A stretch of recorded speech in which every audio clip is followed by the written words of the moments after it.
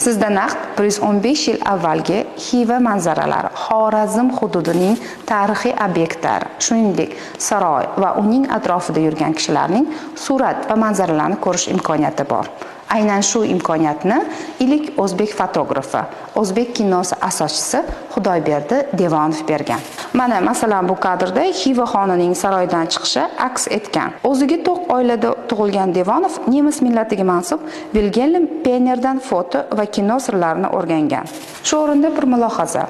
Agar Devonov kambag'al oilaning farzandi bo'lganda, balkim u fotografchilikni shug'ullanmagan bo'lardi.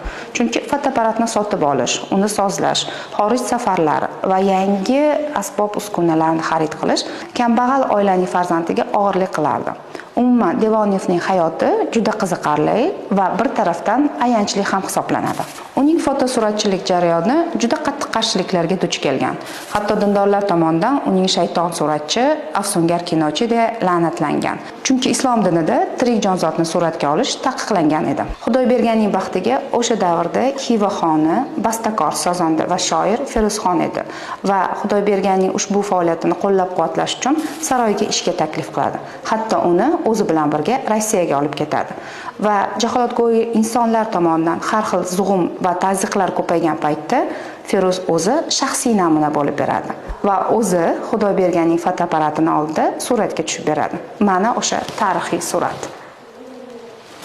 Ijodkorni qo'llash, unga sharoit yaratib berishni ko'p jihatdan biz Feruzdan o'rganishimiz kerak. Shunday emasmi?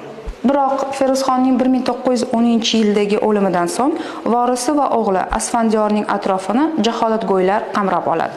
Xudoyberganning yana bir homiysi Islomxo'jadek taraqqiyparvar bosh vazir ham 1913-yil o'ldirilgach, Devonovning fotokino ishlarini qo'llab-quvvatlaydigan inson deyarli qolmaydi. 1937-yildagi Sovet hukumatining qatag'on siyosati Devonovni ham chetlab o'tmaydi.